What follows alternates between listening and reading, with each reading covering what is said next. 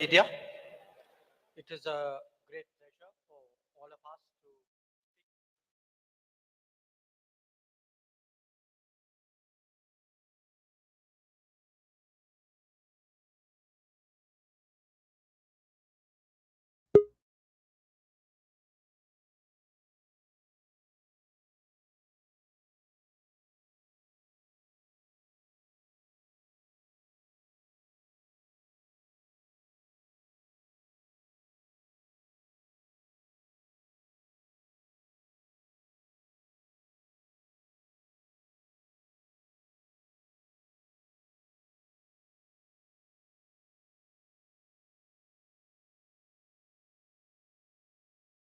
speak on the results of the Sherpa track.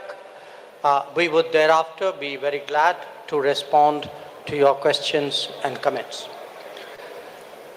The message of our presidency, as you are all aware, is that we are one earth, one family, and we share one future. This draws on an age-old belief of Vasudhaiva Kutumbakam. The entire proceedings of the New Delhi summit are in fact organized accordingly, with 3 sessions devoted to each aspect of this theme. Now, reflecting this approach, we have consciously sought to make this G20 as inclusive and broad-based as possible. It is witnessing the participation of its 20 member states, 9 invitee nations, and 14 international organizations. It is a matter of particular satisfaction for us that the African Union has this morning become a permanent member of the G20, that too during the Indian presidency. This is in keeping with the priority that we attach to addressing the urgent concerns of the Global South. You would recall that at the beginning of our presidency, Prime Minister Modi's initiative, 125 nations were consulted to express the voice of the Global South. In terms of its organization and program, the Indian presidency, if I may say so, has been exceptional. Events have been spread across 60 cities, which are truly across the length and breadth of India. There has been a popular participation and a societal involvement of an extraordinary degree. The interest in G20 proceedings have been particularly strong among our youth. It has been an opportunity to showcase our culture, traditions, and heritage as well. The G20 has contributed to making India world ready and the world India ready. The declaration that the leaders have agreed on today focuses on promoting strong, sustainable, balanced, and inclusive growth. It seeks to accelerate progress on SDGs and has come up with an action plan accordingly. It envisages a green development pact for a sustainable future. It endorses high-level principles on lifestyle for sustainable development, voluntary principles on hydrogen, the Chennai principles for a sustainable and resilient blue economy, and the Deccan principles on food security and nutrition, among others. The transformative and inclusive role of technology has been highlighted with a focus on digital public infrastructure. The Indian presidency's proposal of a One Future Alliance has also been noted. The G20 has reaffirmed the fundamental importance of gender equality and committed to halve the digital gender gap by 2030. Recognizing that the post-pandemic world order must necessarily be different from the world before it, the leaders have also emphasized the need to reinvigorate multilateralism and reform international financial institutions. This is particularly relevant to managing global debt vulnerabilities. So, as you can see, There have been many far-reaching and very consequential policies and decisions that have been agreed upon today. Keeping all that in mind, I would, at this stage, request Finance Minister to highlight the key issues from the finance track. Thank you, Jaishankarji.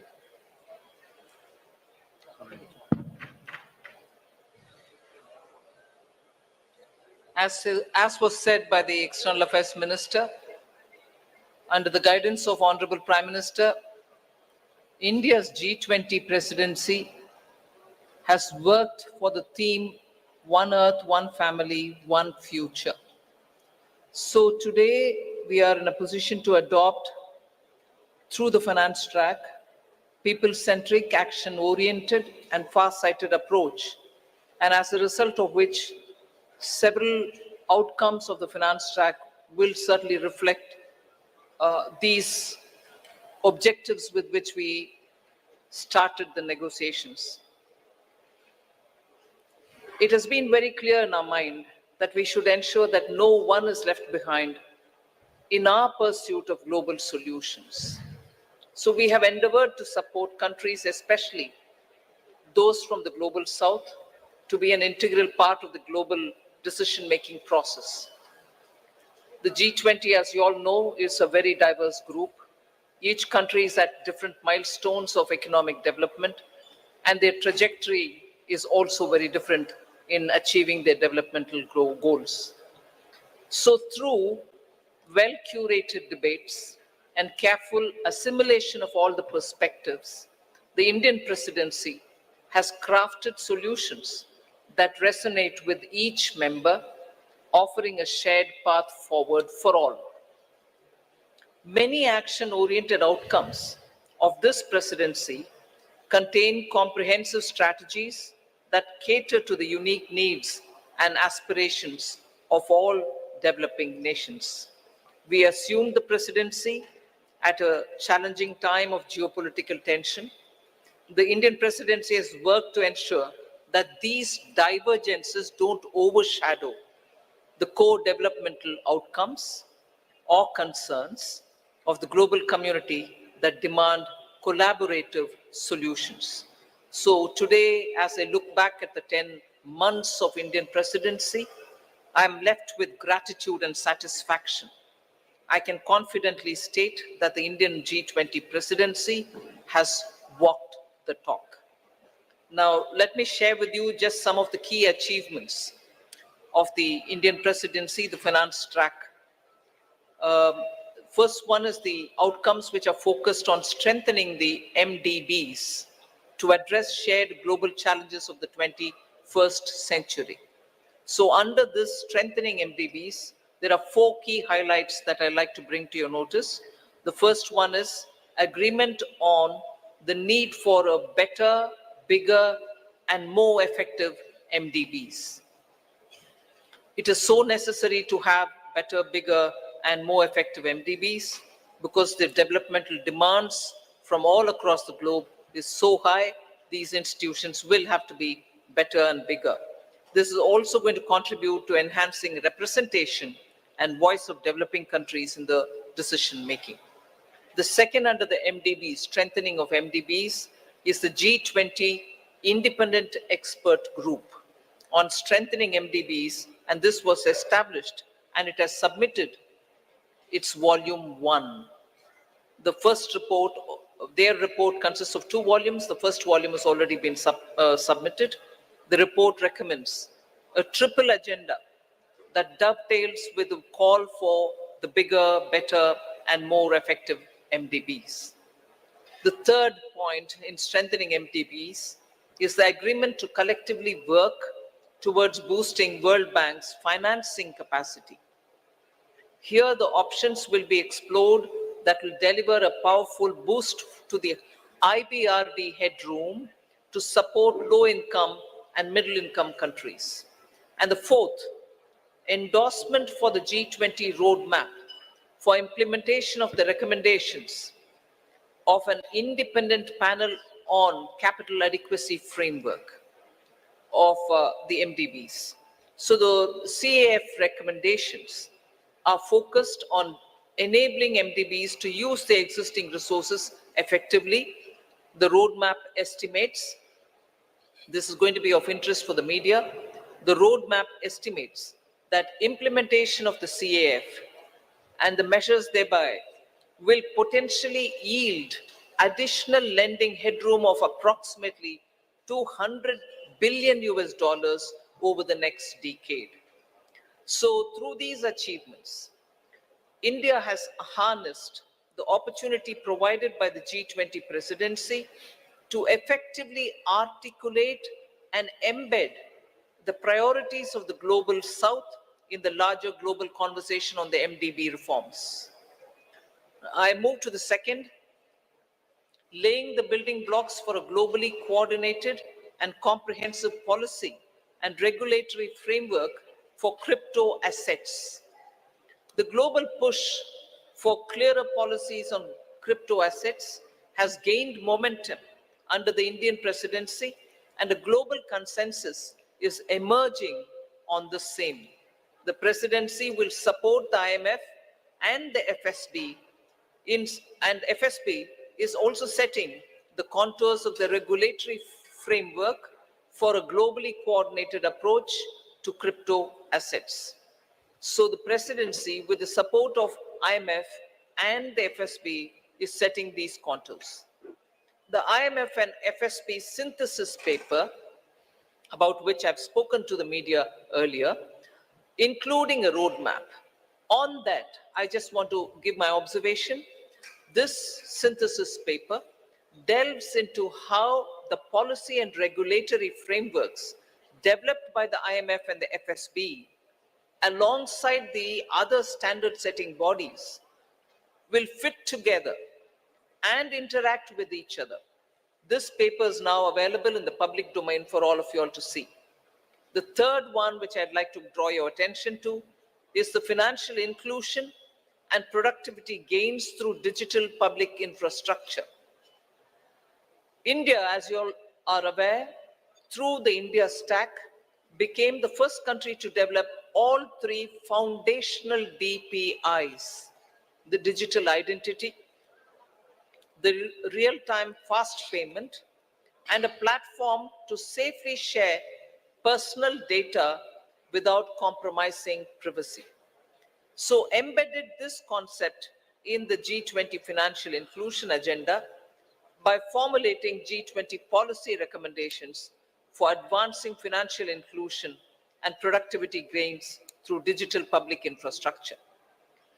This set of recommendations cover 5 aspects: use of DPIs and accelerating financial inclusion, fostering well-designed DPIs, regulatory and supervisory aspects of DPI, institutional and governance arrangements by DPI, and ensuring customer protection.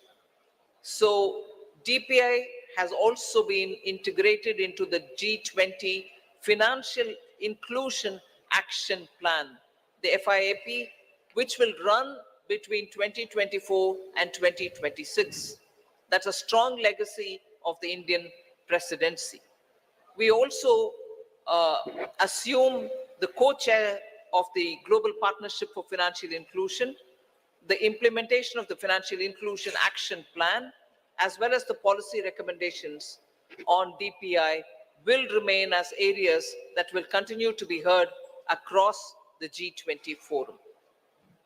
So the fourth one, which I'd like to highlight, is the debt resolution under the common framework and also beyond the common framework.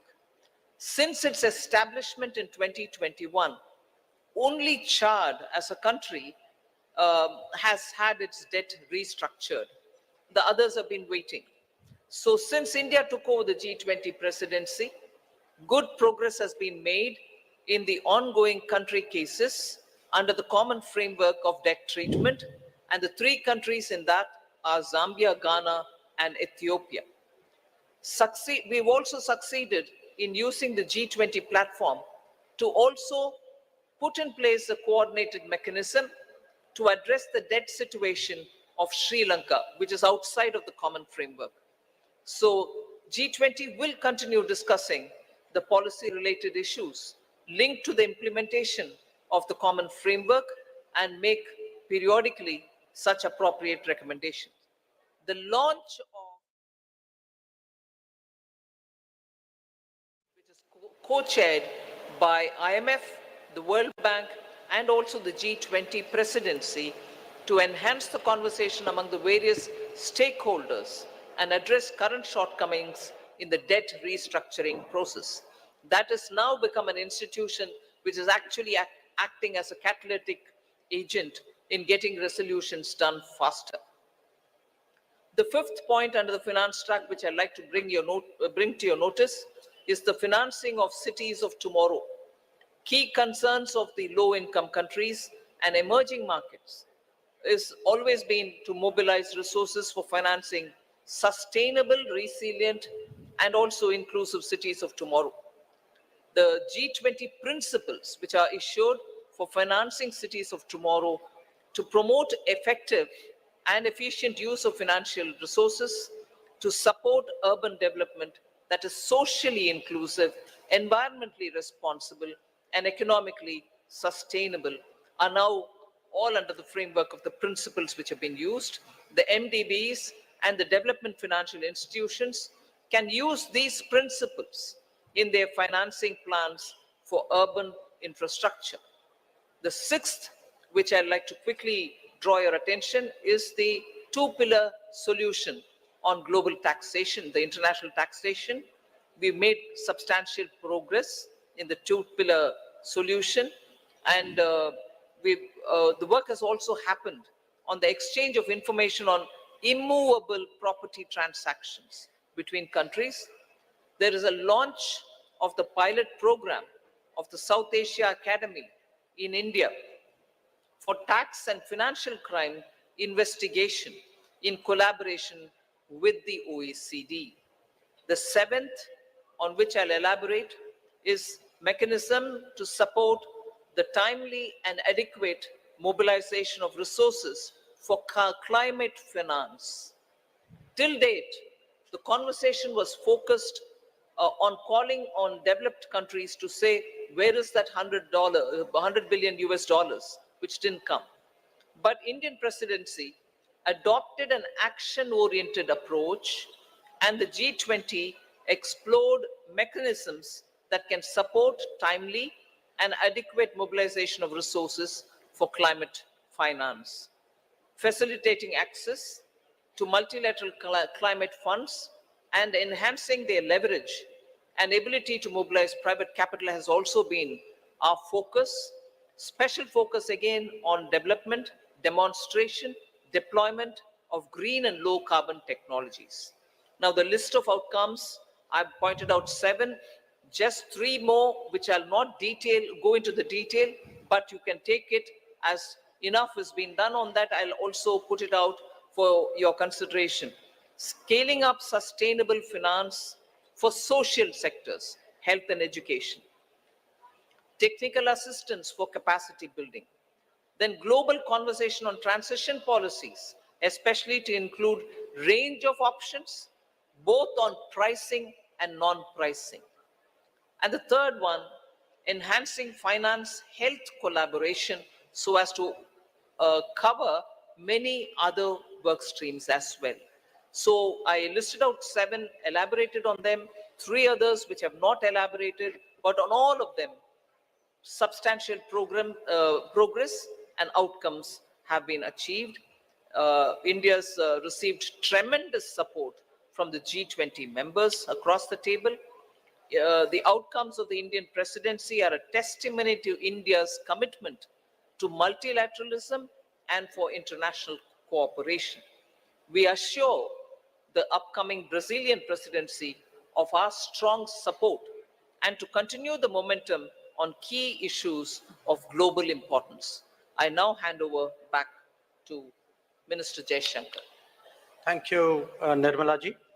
May I now request G20 Sherpa Amitabh Kant to bring out the major outcomes from the Sherpa track. Thank you, Minister.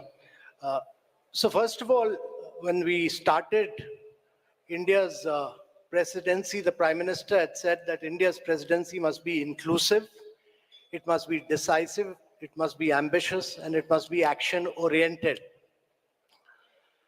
The New Delhi Leaders' Declaration has 83 paras in all. All 83 paras have 100% consensus across all countries.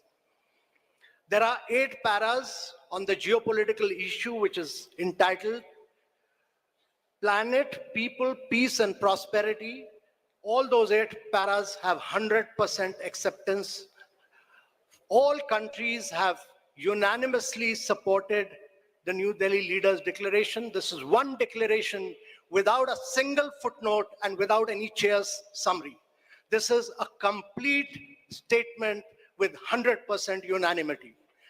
This demonstrates both the Prime Minister's and India's great ability to bring all developing countries, all emerging markets, all developed countries, China, Russia, everybody together on the same table and bring consensus. Secondly, this has been the most ambitious presidency in G20's history ever, because the number of outcomes it has, both the outcomes and the annex documents are about 112, which is more than 2.5 times which has ever been achieved before. Thirdly, this presidency, if you go through the New Delhi Leaders' Declaration, it has a huge India narrative. It has a huge India footprint. Whether you look at the Deccan high-level principles on food security, whether you look at the Chennai high-level principles for blue ocean economy, whether you look at the Goa roadmap for tourism, whether you look at the Gandhinagar implementation roadmap for land restoration or Jaipur call for enhanced MSMEs, all this will leave a huge footprint of India in G20.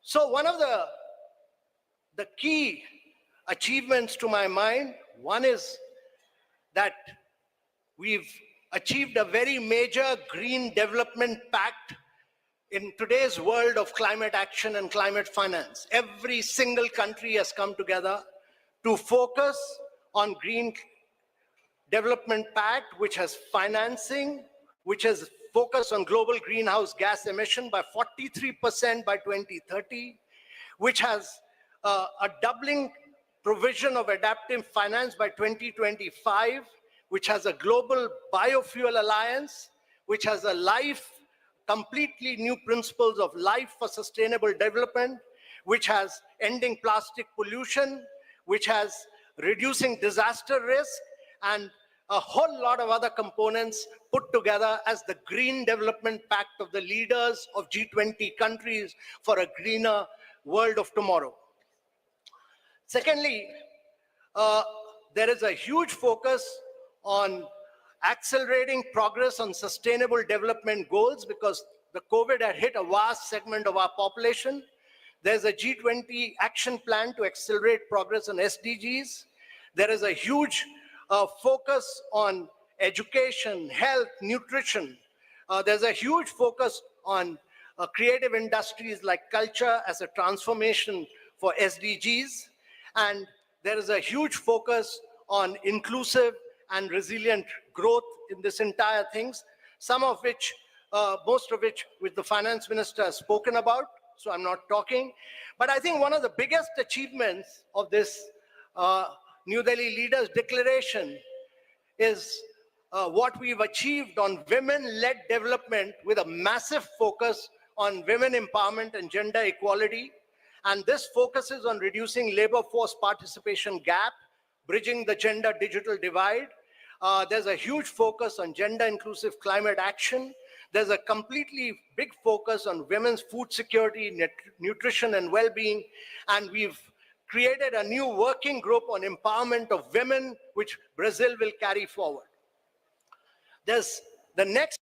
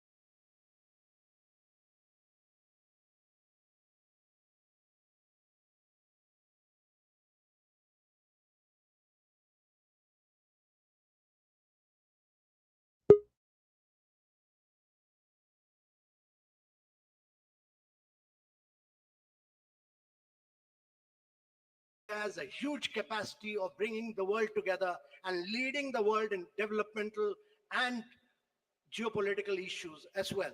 So thank you very much, ladies and gentlemen. Thank you, Amitabh.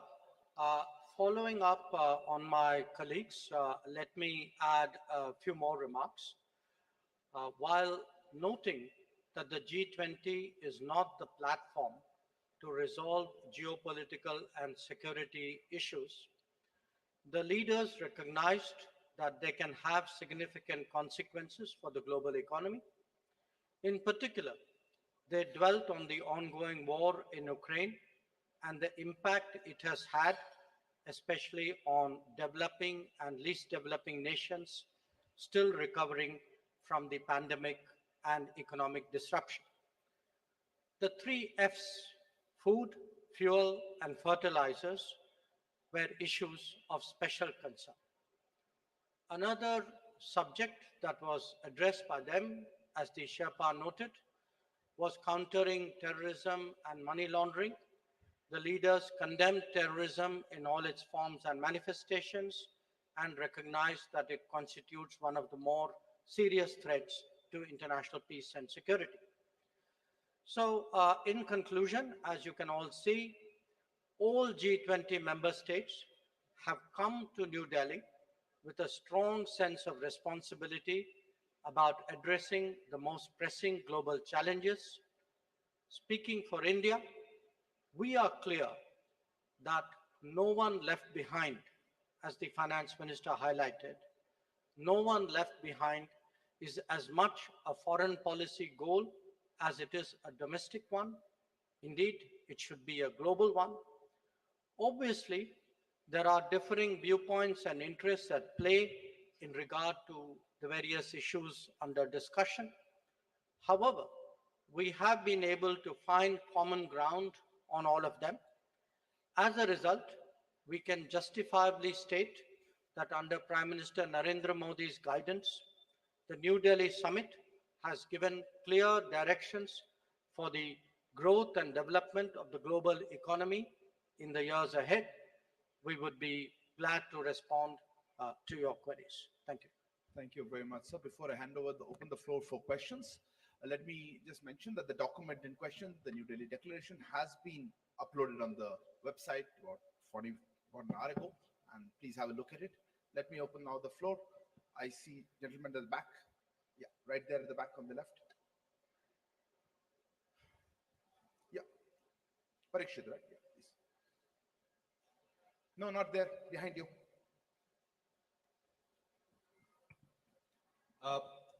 One question to... Please introduce yourself and the organization. I'm Parikshit Luthra from CNBC TV 18. My question to Minister Jaishankar and G20 Sherpa Amitabh Kant and also Finance Minister Nirmala Sitharaman. How difficult was it to have consensus on the wording of the Ukraine-Russia war? This has been a difficult point in every conversation in the G20. There were several drafts circulated. We heard of a new draft this morning as well. Were there any countries which actually helped India in bringing consensus on the table? I see a name. I see the lady here. Please, ma'am. Yeah, you.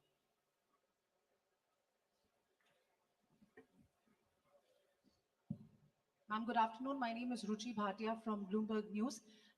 The Ukraine paragraphs also mention about the work that Turkey did with respect to getting some sort of a consensus on the issue of the Black Sea grain deal as well. Where are things with respect to that, and can we expect any movement on that critical issue anytime soon, because it does concern several nations across the globe? Thank you. So hand there, the gentleman, yeah, right at the back on the left.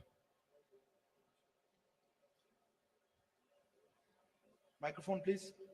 Yeah. This is Manas Pratim Huyan from Press Trust of India, PTI. In one of the paragraphs referring to the Ukraine conflict, it is mentioned that there were different views and assessment of the situation. So how do you explain this line about having differences on the Ukraine crisis? The question to Foreign Minister or the G20 Sherpa. Gentleman here. Hi, this is Ashish Singh from the Geostrata. Going forward, how will we see action for climate-related adaptation financing for the Global South, as especially with India being part of the Troika? Thanks. We'll take one last question there. Yeah, there. Yeah, the lady there. I'm sorry. Behind you, right at the back.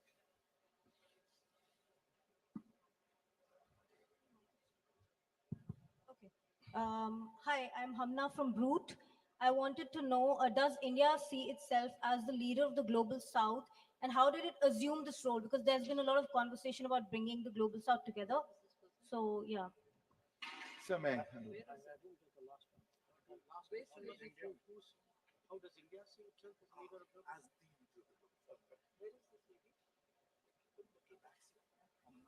I'll just go with the stop then let me respond to some of the questions, and then I'd like request the Sherpa to come in on that after me. Uh, how difficult was it to forge consensus on the Ukraine issue? Uh, this, as we have pointed out, is a declaration of 83 paragraphs. It has a lot of content. There are a lot of subjects which have been covered, some of which we have spoken about. But obviously, because of the ongoing conflict, the strong views about it, considerable time was spent, especially in the last few days, in regard to geopolitical issues, which really centered around the war in Ukraine. The question who helped, I mean, eventually everybody helped because everybody came together for the consensus.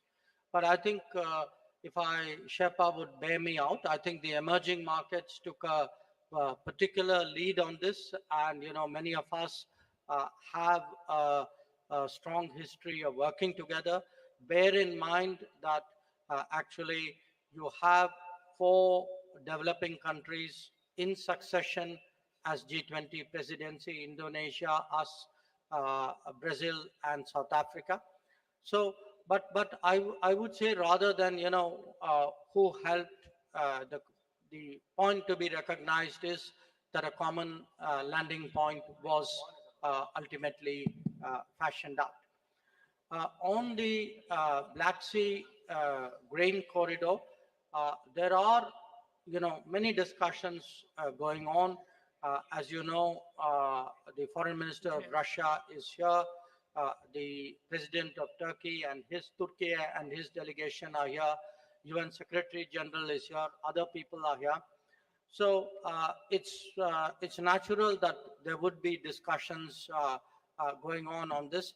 In the past, I should add, when the Green Corridor was created at Bali last year, we had also, in our own way, contributed to some bridging of viewpoints and concerns, both between at that time between Turkey and Russia, and also worked with the UN Secretary General. On the sentence, or that phrase about having different viewpoints and assessments, I think we are being transparent. I mean, it is a fact. This is today a very polarizing issue. There are multiple views on this. There are a spectrum of views on this. So I think, in all fairness, it was only right to record what was the reality in the meeting rooms, and I think that is the sense that is sought to be captured. And I will leave the climate action issue to Sherpa, and I don't know if Finance Minister would like to speak on it. But on the global south, look, it is not, what India has tried to do, beginning with our presidency, was to seek to ensure that the concerns of the global south constitute the core agenda of the G20 deliberations.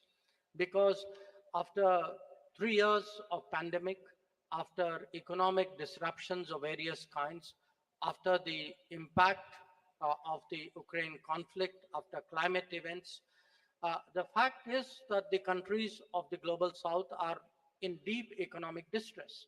And that distress has not, in our view, been fully recognized till now. And we therefore very consciously started off with the Voice of the Global South Summit. But again, I emphasize, the voice was of the summit. It was a voice of 125 countries who participated in that summit. But we, as the G20 presidency, we saw it as our responsibility of distilling the views which were expressed in that summit and putting it before the rest of the G20. And we can take a lot of satisfaction that many of the issues that the finance minister highlighted, which the Sherpa highlighted, these are truly global South issues. And we hope that certainly the Delhi summit and the deliberations which will take place today and tomorrow would give strong guidance to take them forward. Sherpa, Amitabhji, if you want to add to it. On the Russia-Ukraine crisis, India worked very closely with Brazil, South Africa, and Indonesia. And I want to say that it was the emerging markets which played a very key role. India worked with all the emerging markets which played a very key role. There was very tough, very ruthless negotiations which went on for several days non-stop. And I really feel that in the end, the issue was clinched because of the leadership of the Prime Minister, because eventually we had to say that the leader wants it, and this has to be delivered. And secondly, I really want to thank Mr. Jaishankar. I constantly took his advice, and he guided me, and he gave me two really outstanding officers. One was Naidu, Nag Naidu, who's a very outstanding officer and very enthusiastic, motivated young officer who worked with me, Inam Gambhir. They did a really outstanding job as far as the geopolitical issues concerned. I had two other Foreign Service officers who've done brilliant work, Abhay Thakur and Ashish Sinha, on different aspects. But on geopolitics, they've done a really spectacular work. So it was really great teamwork. It was just brilliant teamwork by India, which has enabled us to achieve consensus on an issue on which the world has evaded any consensus. Even the Bali document, which we talk about, actually, we could not move forward with it because we could not arrive consensus in it for the first meeting. And on climate, let me tell you that this is one of the most ambitious document on climate because it talks about almost 5.9. It moves first the language from billions to trillions. And secondly, it talks about 5.9 trillion requirement for the presidency and for the G20 countries. And it lays a huge focus on life principles. It lays a huge focus on reforms of the multilateral institutions because they were designed for the World War II and not for climate action. So all of these, it talks about new financing instruments, many other things. But in totality, if you look at it, it's probably the most vibrant, the most dynamic, and the most ambitious document on climate action that has come out anywhere. Finance Minister. Just to add one line on the climate finance matter, the question was raised whether mitigation is being dealt with or not. It deals with the mitigation, all right, but it also looks at adaptation and resilience. I think now the debate on climate finance is also moving much more into resilience, whether it is infrastructure or planning for it or funding. Resilience takes precedence. That is one. And second, country-specific solutions are now going to be possible.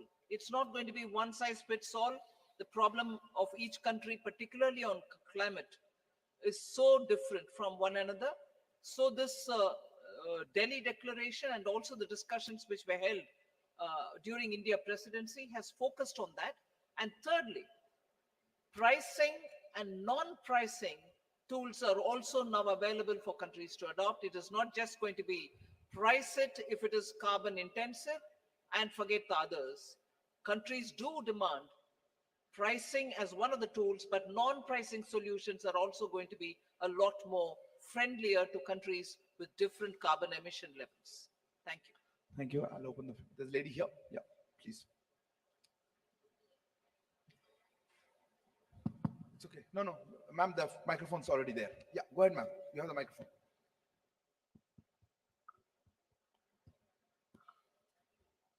Hello. Yeah. Good evening to the panel. This is Priyashmita. I'm from Informist Media. My question is directed to ma'am. That is, now that there is a global acceptance of the fact, or at least a G20 acceptance of the fact regarding food and energy security, what is the immediate ramification on inflation and growth forecast, both domestically and globally, that you see? Thank you. Well, The gentleman globally, I there. think it will Ma'am, have. Oh, sorry. ma'am, we can take questions Yeah, together. okay. Yeah, gentleman there. Yeah, you. The gentleman there who's put his hand up, if you could give the microphone to him. Yeah, thank you. No, not him, not him. I'll come to you, sir. I'll come to you in a minute. Person in front of you. Hold on there at the back. Yes, sir, you go ahead. You had the floor. Yeah, go ahead. No, not you, sir. Okay, since you have the microphone, go ahead. Go ahead. I don't want to waste time. Go ahead. Hi, Stephen Borwick of Nikkei Asia. My question is for Foreign Minister Jaishankar. Is today's achievement a step towards achieving what India has described as a world of greater multi-alignment, as opposed to the more old-fashioned sense of an international rules-based order? Thank you. Yes, sir. You had the microphone. Go ahead. Is the microphone on? Yeah, thank you very much. I just wanted Minister Please Jaishankar, introduce yourself. Dr. Wail Awad from Sana correspondent in India. Mr. Jaishankar, Honorable Minister, when you talked of the counter-terrorism measure, how serious was the members of the G20 and fighting terrorism together? Thank you. Yes, ma'am. You had a hand up quite some. Yes, you right here, second floor.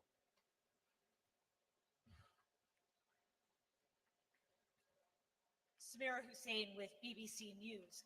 I want to go back to Russia, and if you look at the language that was used in Bali, and you look at the language that was used now, gone is any reference to Russia and its aggression.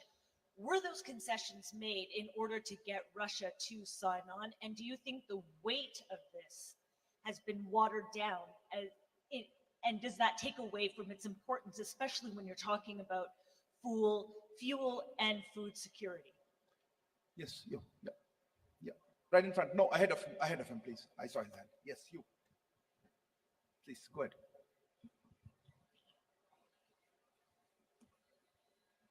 Hello. Yeah, sir, Rishikesh from the Press Trust of India. So everyone must surprised by this outcome. मेरा सवाल है कि My question is this, that the personal bonding of PM Modi with President Biden and Russian President Putin, what was their contribution to bring this declaration? And एक question था दूसरा. did you have one question or two questions? One more. There was a lady gentleman there. Yeah, sitting there. Yeah, behind you. Yeah, Pranay, go ahead. Sir Pranay Upadhyay हूँ Zee news से. मेरा सवाल इस I'm चीज को from लेकर है कि Z African News. Union My का जो question is G20 में this, inclusion हुआ है, that the inclusion ये of अपने आप में काफी record African time पे हुआ है. Union in जून में G20, it प्रधानमंत्री ने has सभी been नेताओं done को चिट्ठी in a लिखी record और time, because सितंबर in में June, अब हम the स्थिति में Prime African Minister Union wrote a इसमें शामिल letter, है. and क्या African कुछ इसके Union पीछे is हुआ, a part of इंडिया ने it. इसमें कितना In the invest G20, किया how much इसकी lobbying के India लिए या फिर has इसका प्रयास invested के लिए? in थोड़ा its अगर आप इस बारे में lobbying, साझा कर सकें. what endeavors India has made in this direction? Maybe Finance Minister would like to. On the inflation question, globally, of course, it's going to have an impact the moment it is executed. The understanding is executed and the grain movements start from Russia and from Ukraine. So particularly countries which have been hard pressed, which have originally and for a very long time depended on grains coming from these two countries, are now waiting to have that back again. As a result, I think it'll cool off inflation, particularly in food grains. Domestically, we've had very little grains coming in. Except for edible oil, particularly sunflower oil, our imports have not been so much dependent on these countries. There are times when we've brought in extra edible oil, and therefore, to that extent, yes, it will certainly have an impact on domestic inflation as well. But largely, India's domestic inflation is affected by vagaries of the monsoon or supply side problems. Global impact is not as much as countries which are outside dependent on grains coming completely for their consumption from outside.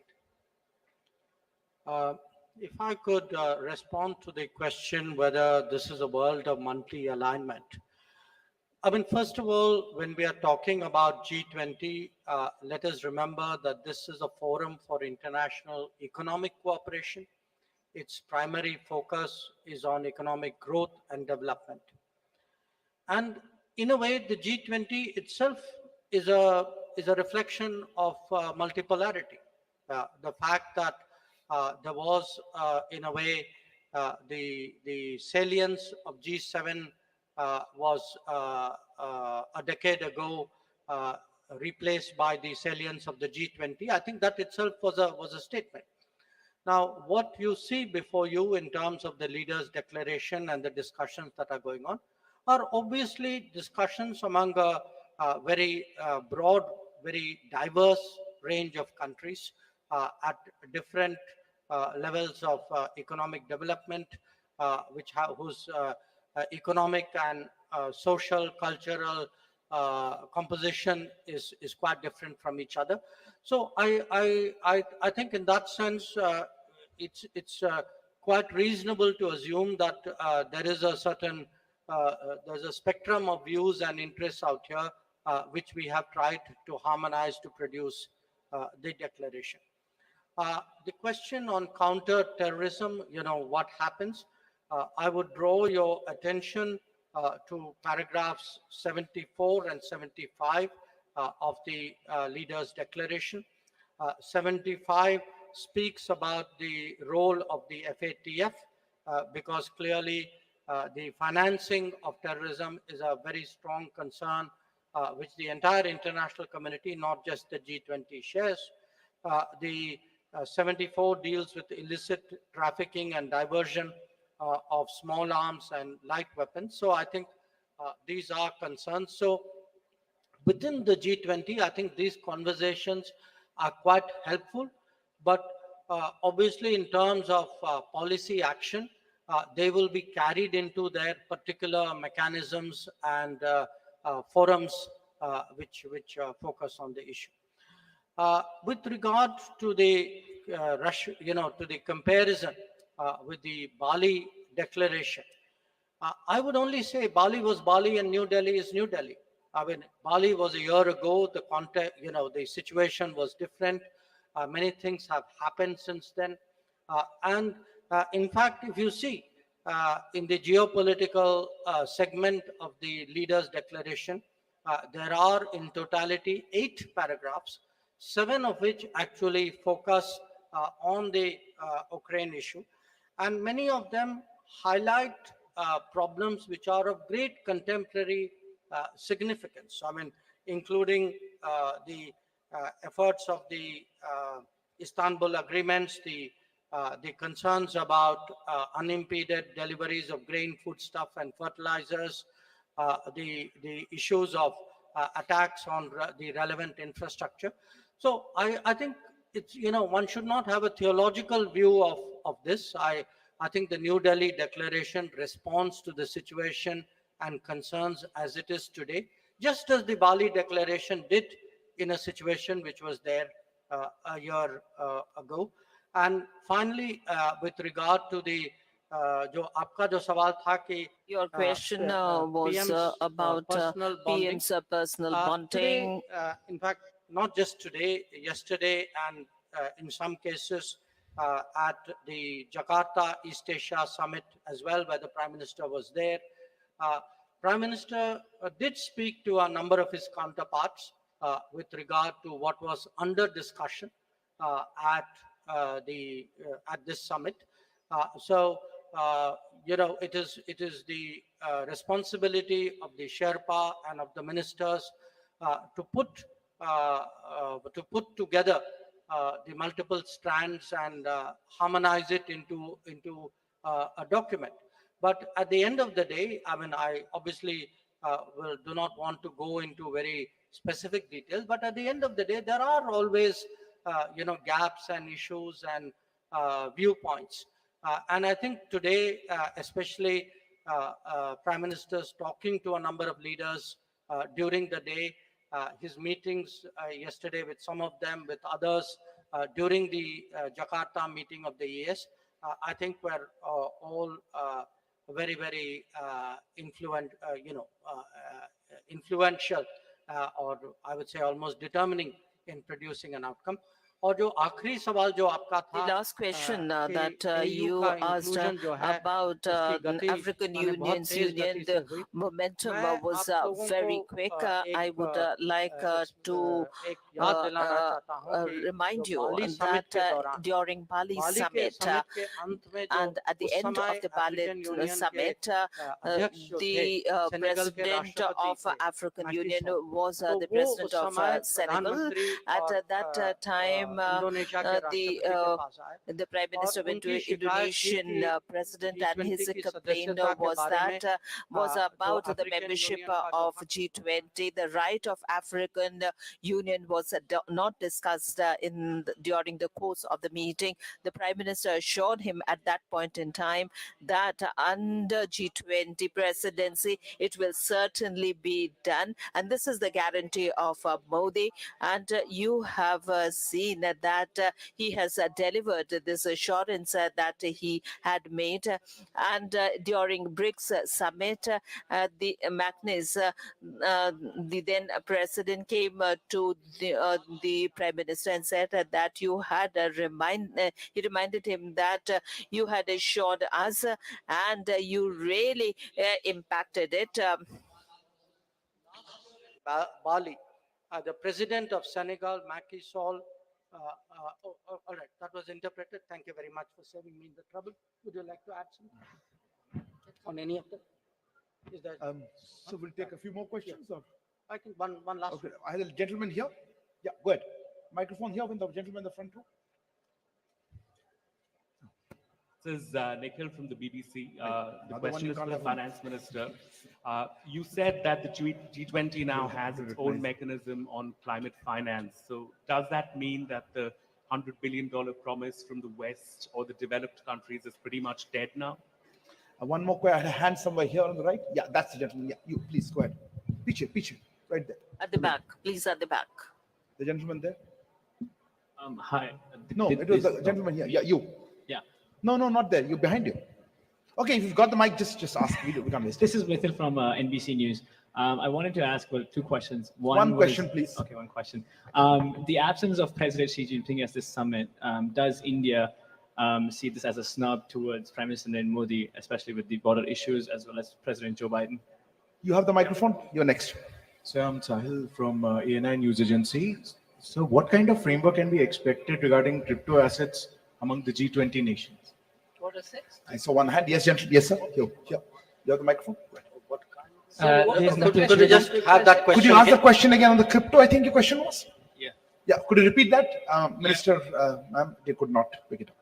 What kind of framework can be expected regarding the crypto assets among the G20 nations?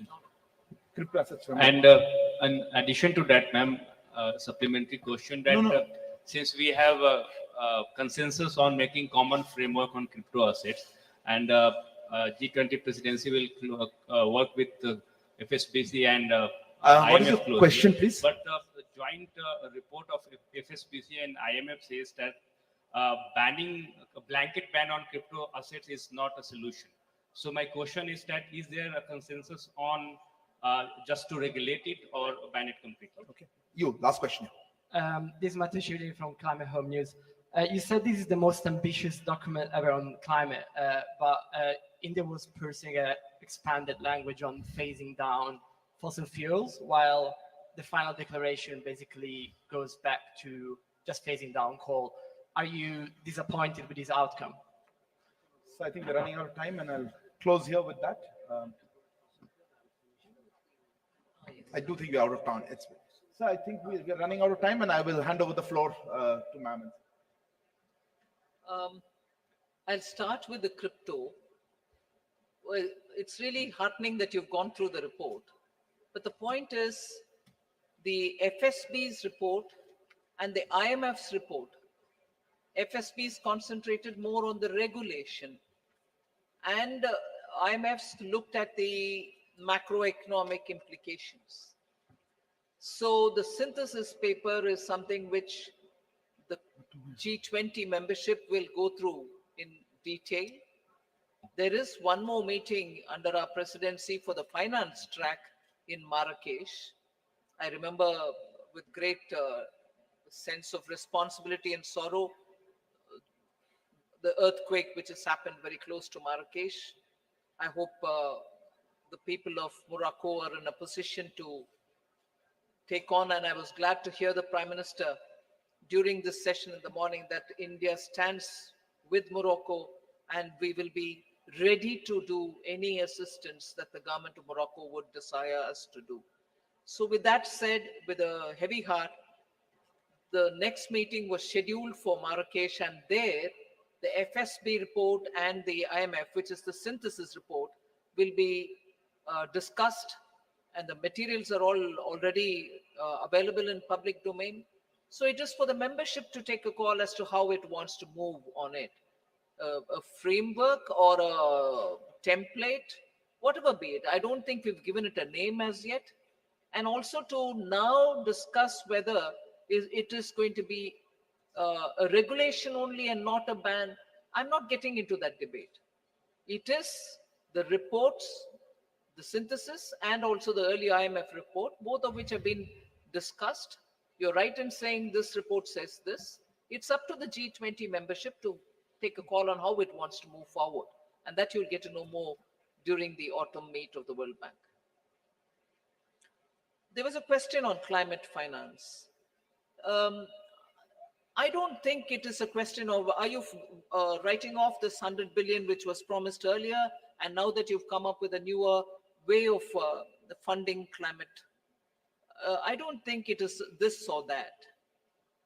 Whatever trickle had come earlier of the 100 billion, or what it can come now through the private partnership or bringing in philanthropy or anything else, can keep going on that.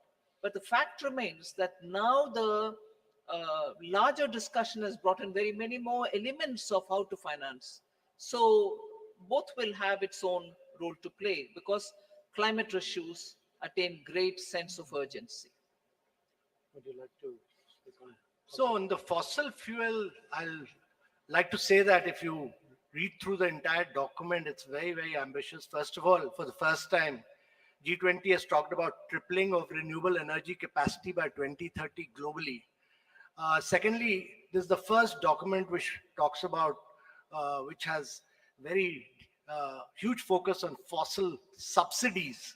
And thirdly, this is the first time that there is a huge focus on billions to trillions of dollars in climate finance. There is a huge focus on Global Biofuel Alliance, which will be launched today. There's a huge focus on green hydrogen, and also there's a massive focus on energy, resource efficiency, and circular economy industry coalition. And there's a focus on, to my mind, very huge focus on, the document is actually a very, very strong focus on lifestyle for environment, which is life, which the Prime Minister has initiated. And several studies have said that it can lead to 20%. An IEA study has said that it can lead to 20% reduction in greenhouse emissions. So huge focus on climate action. So let me conclude with the last question, which is the levels of participation. I think it's for every country to decide at what level they would be represented. I don't think one should overly read meanings into it. What I think is important is what is the position which that country has taken how much that country has contributed to the deliberations and the outcomes. And I would say here that, all the G20 members, and since the question was asked specifically about China, I would say China as well, that China was very supportive of the various outcomes, and it is only because the